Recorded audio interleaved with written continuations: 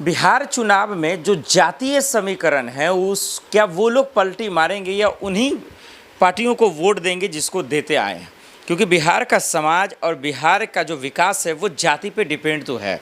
और इसीलिए जो चाहे वो पासवान है, चाहे वो तेली है, चाहे वो मुस्लिम है, चाहे वो पंडित है या यादव है, तमाम लोगों के मन में क्या है, दरअसल उस सर्वे को समझते हैं और उसमें क्या इंडिया गठबंधन जीत रहा है या फिर एनडीए गठबंधन जीत रहा है, ये ज़रा सा समझ लीजिएगा। और जो पार्टी छोड़ने की कवायद है, जो एक दूसरे से दरअसल जो इस्तीफे की बात है, नाराज़गी की खबरें हैं, हम उस पर फिर उसके बाद दर्शकों को खोलकर बातचीत करेंगे कि किसका पलड़ा भारी है, कौन किसका साथ छोड़ेगा और बिहार में किसकी सरकार बनेगी, नीतीश कुमार की, चिराग पासवान की, प्रशांत किशोर की या फिर तेजस्वी यादव की। पहले समझ लीजिए दर्शकों, जिस तरीके से जो जातीय समीकरण MY फैक्टर सबसे ज़्यादा बिहार में जो है अहमियत डालता है, उस राजनीतिक समीकरण को जो है खेल को बिगाड़ता और बनाता है, और उस पर दबदबा हमारा आप जानते हैं किसका है और नहीं है, ये बताने की ज़रूरत नहीं है। और उस पर अगर किसी का कंट्रोल हो जाता है, उस पर किसी का कब्जा हो जाता है, तो फिर उससे बेहतर कोई चुनाव दरअसल जो है चुनाव की पिच पर खेल नहीं सकता। हमारा आप जानते हैं कि बिहार का चुनाव ज़्यादातर लोग जो है मुसलमानों के वोटों को पकड़ने की कोशिश करते हैं, जिस पर प्रशांत किशोर साहब एक वीडियो में ज़रूर कह चुके हैं कि भाई हमको उनका वोट चाहिए नहीं। बीजेपी भी ये बात जानती है कि भाई हमको मुसलमानों का वोट चाहिए ही नहीं, लेकिन नीतीश को मुसलमानों का वोट पड़ता है। लेकिन अगर इस अगर आप बात करें, जब वक्फ बोर्ड की बात आई और नीतीश कुमार ने पैर पीछे खींच लिया, जब उन्होंने जो है पूरी तरीके से दरअसल जो है वक्फ बोर्ड के ख़िलाफ़ अपना समर्थन दिया, उनके समर्थन में नहीं आए, तब मुसलमानों की नाराज़गी आ गई। तो इसका जो वोट है कहीं ना कहीं इंडिया गठबंधन को ही जाएगा, यादव का तो है ही।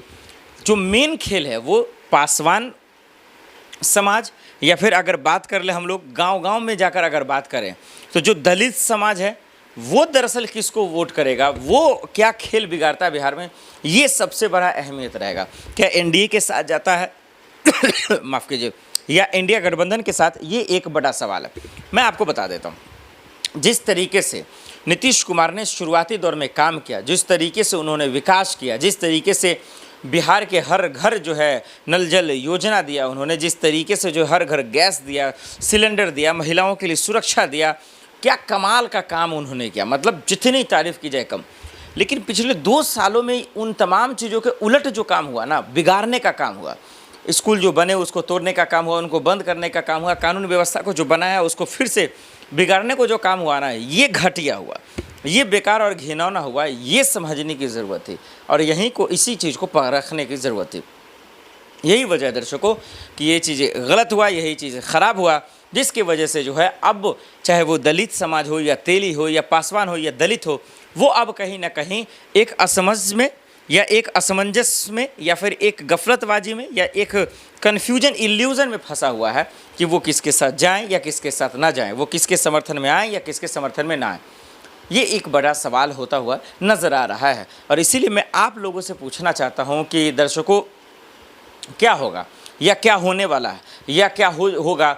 मेरा मानना है दर्शकों कि कहीं ना कहीं एनडीए को थोड़ा सा नुकसान नीतीश के वजह से पड़ेगा। बीजेपी का अच्छा है वोट बैंक, इसमें कोई शक नहीं। बीजेपी वो इस वजह से क्योंकि अमित शाह जी और मोदी जी के नाम पर वो कहीं ना कहीं एक फैक्टर डालता है। लालू प्रसाद यादव का भी फैक्टर है, वो यादव तो पूरा उनको लगभग जाता ही, थोड़ा सा वोट करता है। तो जो जातीय समीकरण है वो इस बार फ़र्क डालेगा और सबसे ज़्यादा दलित वो जो है खेल बदलेगा। मुसलमान का तो एक तरफा वोट है, यादवों का एक तरफा वोट है, लेकिन इस बीच में जिस तरीके से किसान भाई हैं, जाट भाई हैं, तमाम लोग हैं, वो थोड़ा सा फ़र्क पड़ेगा। लेकिन वहीं अब दूसरी तरफ आइए, जो पार्टी के लोग हैं, जो इंडिया गठबंधन में होकर नाराज़ हैं, इंडिया गठबंधन में होकर नाराज़ हैं, जो साथ छोड़ेंगे, उनसे क्या नुकसान होगा बिहार की जनता को और सियासत करने वाले लोगों को, आइए अब हम आपको बताते हैं। बिहार चुनाव से पहले सबसे पहले चिराग पासवान, प्रशांत किशोर और इधर इंडिया गठबंधन में आ जाए तो तेज प्रताप ने मुसीबत डालने का काम किया। यानी कि एनडीए सरकार अगर हारती है तो उसका जिम्मेदार नीतीश कुमार और सम्राट और चिराग पासवान। लालच के चक्कर में, सत्ता की मलाई खाने के चक्कर में, इन चीज़ों में मेरा मानना है, एक पत्रकार होने के नाते, जिस तरीके से एनडीए में रहते हुए, केंद्र में मंत्री रहते हुए चिराग पासवान ने जो पूरी सीटों पर चुनाव लड़ने का ऐलान किया, इसका क्या मतलब है? इसका सिर्फ 2 मतलब है। एक, या तो चिराग पासवान वोट काटेंगे, या फिर अगर वो अपने तौर पर, अपने प्लानिंग से, अपने स्ट्रेटजी से अगर काम कर रहे हैं, फिर आप एनडीए में क्यों हैं? क्योंकि आप एनडीए में रहकर पूरी सीटों पे तो चुनाव नहीं लड़ सकते, और एनडीए के साथ रहेंगे तो सीटों का बंटवारा होगा। उसमें जेडीयू है, उसमें बहुत सारे, मांझी है, हम पार्टी है, नीतीश कुमार की है, जेडीयू है, बीजेपी है और एलजेपी भी है, और भी छोटे छोटे घटक हैं। तो भाई उनको भी तो सीट शेयर मिलेंगे, किसी को 2, किसी को 4, किसी को 10, किसी को 20, किसी को 50। तो अब समझाइए ये कैसे हो जाएगा? तो ये तो गलत बात है। तो एक ये कुछ न कुछ यह तो चल रहा है, या बीजेपी की कोई अलग रणनीति होगी, क्योंकि उन्होंने जब से ये ऐलान किया तब से एनडीए ने कोई एक्शन भी नहीं लिया, बीजेपी हाईकमान ने एक्शन भी नहीं लिया। तो क्या चिराग पासवान बागी हो रहे हैं? क्या ये इस बागीपन का बीजेपी पर या फिर एनडीए पर या फिर नीतीश कुमार को फ़र्क पड़ेगा? नीतीश कुमार की जो खामोशी है, जो या फिर यूँ कहें कि चुप्पी है, या फिर यूँ कहें कि जो मुंह दबे हुए हैं, क्या इसका खामियाजा भुगतना पड़ेगा? बिल्कुल। एक मुख्यमंत्री है, आपकी जिम्मेदारी है कि आप काम करें, आप बेहतर काम करें, लेकिन आप क्या कर रहे हैं? कानून व्यवस्था के नाम पर आप जो है चुप हैं, स्कूल व्यवस्था के नाम पर आप चुप हैं, अस्पताल व्यवस्था पर आप चुप हैं। तो ये होशियारी, ये जो है कहीं ना कहीं लोगों को फ़र्क डालेगा। और जिस तरीके से तेजस्वी यादव और पप्पू यादव तमाम लोग सवाल खड़े कर रहे हैं, ये भी एक कहीं ना कहीं जो है वो फ़र्क डालता नज़र आ रहा है। और दूसरा, चुनाव आयोग का खेल, ये एक अलग ही तमाशा लाकर एसआईआर पर कर दिया। सुप्रीम कोर्ट लगातार लगा रहा है, इनको फ़र्क ही नहीं पड़ रहा कि भाई आधार कार्ड लो, राशन कार्ड लो, लोगों के जो है पहचान पत्र लो, लेकिन ये ले ही नहीं रहे।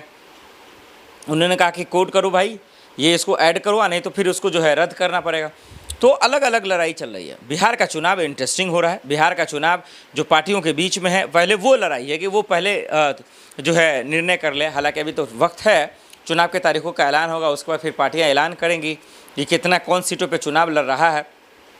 लेकिन इंडिया गठबंधन में तेज प्रताप यादव ने जिस तरीके से अपनी पार्टी का ऐलान किया, महुआ से चुनाव लड़ेंगे, और जिस तरीके से पीली टोपी लेकर चले आए, वो एक कहीं ना कहीं फ़र्क तो डालता है। इधर प्रशांत किशोर वो अलग पूरा दमखम लगा चुके हैं, वो कह रहे हैं हम अलग खेल करेंगे, कोई कह रहा है चिराग पासवान से मिल जाएंगे वगैरह वगैरह। खैर, इसका आधिकारिक सबूत मेरे पास नहीं है।